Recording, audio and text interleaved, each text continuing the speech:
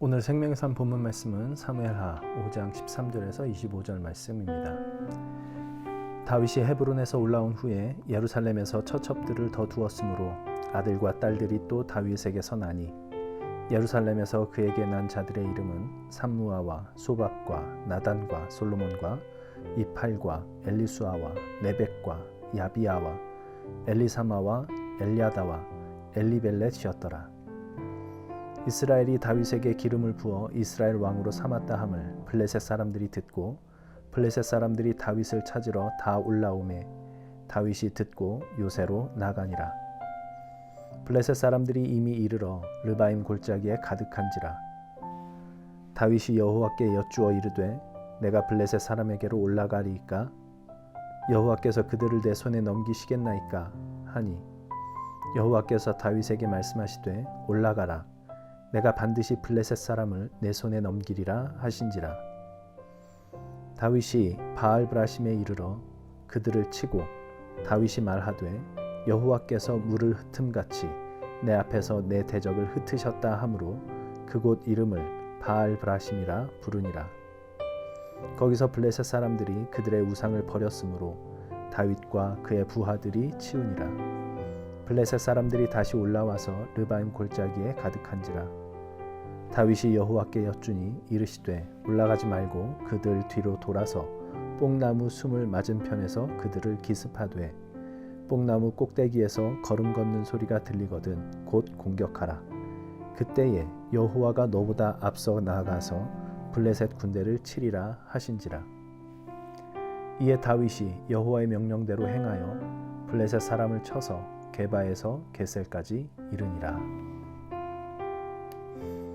다윗이 블레셋과의 두 번의 전투에서 승리를 거둡니다.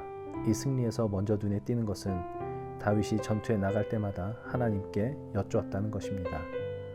블레셋을 치러 갈 것인지 말 것인지 하나님께 여쭙고 하나님은 다윗이 해야 할 일을 구체적으로 알리시고 다윗은 하나님의 그 말씀에 순종하여 두 번의 전투에서 승리합니다. 무슨 일이든 하나님께 여쭙는 것, 그 말씀에 순종하기로 하는 것, 그것이야말로 우리가 신앙의 승리를 누릴 수 있는 결정적인 요인이라고 우리에게 가르쳐주는 것 같습니다. 그런데 저는 오늘 본문 말씀을 읽으며 19절 중반에 나오는 여호와께서 다윗에게 말씀하시되 라는 이 구절이 눈에 띄었습니다. 여호와께서 다윗에게 말씀하고 계셨습니다. 하나님의 말씀이 다윗에게 임하고 있습니다. 이 말씀이 특별하게 눈에 띈 것은 사무엘상에서 결국 죽음을 맞이한 사울이 생각났기 때문입니다. 사울은 블레셋과의 전투에서 죽었습니다. 사울도 블레셋이 이스라엘을 치려 할 때 블레셋과의 전투를 하기 전에 하나님의 말씀을 듣고 싶어 했습니다. 그러나 더 이상 하나님이 그에게 말씀하시지 않았고 그러자 신접한 여인까지 찾아갔었습니다. 하나님의 말씀이 사울에게서 떠났습니다. 왜 다윗에게는 하나님의 말씀이 임했고 사울에게서는 하나님의 말씀이 떠나갔던 것일까요? C.S. 루이스는 천국과 지옥의 이혼이라는 책에서 그 책에 등장하는 인물 중에 제자에게 천국과 지옥을 안내하는 교수의 입을 빌려 이 세상에는 두 종류의 인간이 있다고 말하면서 하나는 하나님의 뜻이 이루어지이다 라고 말하는 인간이고 다른 하나는 하나님께로부터 기어이 그래 네 뜻대로 되게 해주마 라는 말을 듣고야 마는 그런 인간이 있다. 그렇게 이야기를 합니다. 그래 네 뜻대로 되게 해주마 라는 말을 듣는 사람의 대표가 사울이라는 생각이 듭니다. 그는 어느 순간부터인가 하나님의 말씀을 듣고 싶어 하지 않았습니다. 그저 자기 좋을 대로 살았고 자기의 뜻이 이루어지기를 바랐을 뿐입니다. 블레셋과의 전투에서 하나님의 말씀을 듣고자 했던 것도 그 말씀에 순종하고자 함이 아니라 어떻게 하면 이길 수 있을까라는 지극히 자기 중심적인 동기에서 하나님을 찾았던 것입니다. 그러니 하나님의 말씀을 듣지 못하자 다음 대안으로 신접한 여인을 찾아갔던 것입니다. 말씀을 듣고 순종하고자 함이 아니라 승리, 그것이 목적이었기에 하나님이 말씀을 안 해주신다면 다음 차선책으로 자연스럽게 신접한 여인을 찾아갈 수 있었던 것입니다. 그는 하나님의 말씀 듣기를 싫어했습니다. 하나님을 마음에 두기를 싫어했습니다. 하나님의 말씀에 순종하고자 하는 마음이 없었습니다. 그래서 하나님께서 그의 소원에 응답하십니다. 그래, 네 뜻대로 되게 해주마. 그렇게 하나님의 말씀이 그를 떠났습니다. 세상의 유혹도 무섭고 세상의 위협도 무섭지만 가장 무서운 것은 하나님의 말씀이 내게서 떠나는 것입니다. 그것은 전적으로 나에게 달려 있습니다. 내가 끝까지 하나님의 말씀 듣기를 거절하면, 하나님의 말씀에 순종하기를 거절하면 하나님은 그래, 네 뜻대로 되게 해주마 라고 말씀하시고 더 이상 그분의 말씀이 내게 들려지지 않게 하실 것입니다. 그것이 가장 두렵습니다. 그래서 오늘 말씀에 여호와께서 다윗에게 말씀하시되 라는 그 구절이 참으로 귀합니다. 하나님의 말씀이 여전히 다윗과 함께하고 그 말씀이 다윗을 인도하고 계시다라는 그 사실이 정말 귀합니다. 그는 순종하고자 하는 마음으로 하나님의 말씀 듣기를 구했습니다. 다윗이라고 해서 매사에 완벽할 수 있었겠습니까? 다윗도 실수가 있고 잘못도 저지릅니다. 심지어 간음과 살인교사라는 끔찍한 죄도 저지릅니다. 그러나 그는 여전히 순종하고자 하는 마음으로 하나님 말씀 듣기를 원했고, 바로 그런 이유로 다윗은 사울과 달리 회개하고 하나님께로 돌이킬 수 있었습니다. 상하고 통회하는 마음을 하나님께서 멸시치 아니하신다는 사실을 그 속에서 깨닫기도 합니다. 오늘 나에게도 하나님께서 말씀하시되 라는 이 구절이 이루어지기를 간절히 바랍니다.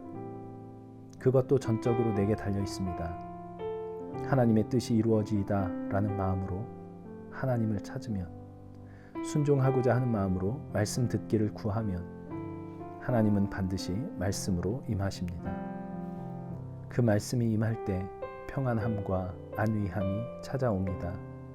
그 말씀의 생명력으로 채워질 때 우리의 심령이 쉼을 얻습니다. 순종하는 일에 실패할 수도 있습니다. 넘어질 때도 있을 겁니다. 괜찮습니다.